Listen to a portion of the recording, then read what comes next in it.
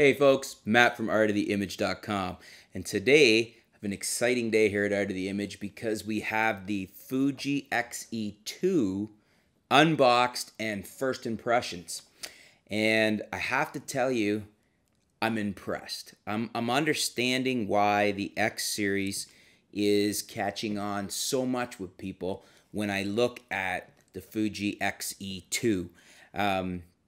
The build quality of the X-E2 reminds me right off the bat of something older, something German perhaps. It just reminds me of a time when things seemed to be built better, when they seemed to be crafted instead of made, if you will.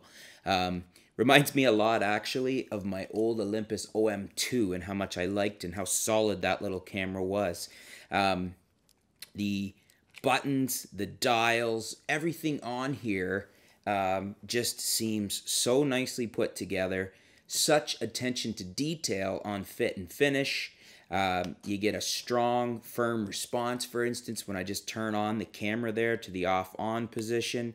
When I play with, and you push the buttons on the back for the menus and whatnot. Just a nice tactile feel, well put together.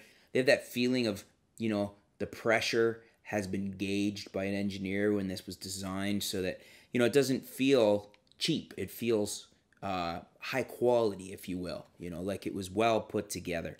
The EVF, I've got the battery charged in here, and the EVF on this, take the lens cap off and just have another look.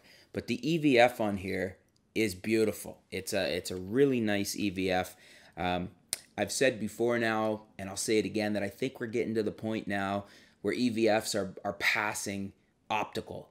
For myself, the more I play with good EVFs, like the one on this X-E2, the one on the GX7 that I've recently reviewed, I prefer an EVF, especially one that can gain up in dim lighting, because that gives you a ton of advantages over an optical viewfinder. The other thing that is really nice that I note about the X-E2 is I have the 35mm f1.4, and that's what's on here right now. Nice little lens. It's got a really neat looking little metal hood with a oval in the front of it, but you can see how small this is on the camera. And again, this camera is small, folks. I mean, there's my hand in comparison, and I don't have big hands. And look at it here. And it's small and light, but not light in the sense that it doesn't feel like, it feels solid. It doesn't feel like you're picking up something hollow. It's solid in the hand. It has a nice feel, nice fit and finish and build.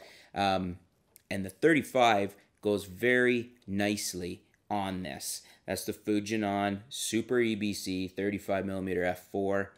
Even when we put the lens hood on here, you can see it's still a very, very small lens, and it makes for a nice fit with the nice small body of the X-E2. And it's a really nice camera. You know, first impressions are very favorable on this camera. I also have the Fujinon 56mm. It's the 56mm f1.2, and quite a nice piece of glass. You know, one of the things I'm struck with about the X series lenses, I mean, I've got the 35mm here and the 56mm, is that the build quality is just amazing. I mean, you're talking solid metal. I don't think it doesn't feel like there's any plastic on here at all. And you know what I really like is when you have the lens on the camera, you've got the old manual aperture rings. So you could be taking your shot and you make your aperture adjustment right here, which just seems so much more natural and out of the way than having to make it with the mode dials.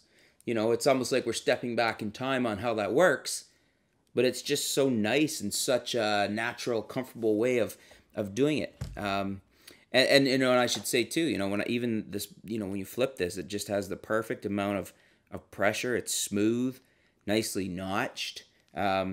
Just a really nice camera and lens system here. I don't have a zoom with this X-E2 for review. And that's a good thing because I think these cameras actually really are designed to be shot with primes. I'm not sure. I don't know that Fuji's ever come out and said that, but that's what I would want to use these cameras for. I mean, these prime lenses are fast, beautifully made lenses, and I'm really looking forward to putting the camera and these nice primes through its paces and seeing what it's capable of, because I know a lot of people are really impressed.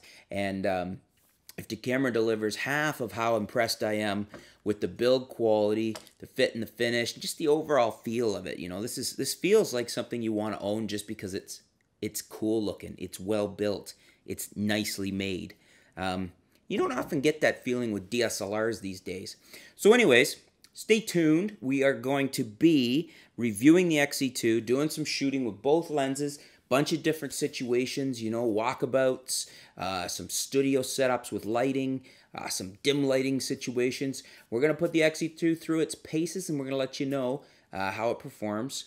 And we're going to have some ongoing reviews, let you know how I feel about it. Thanks for tuning in, folks. Stay tuned. We'll be back soon here at artoftheimage.com. Thanks a lot.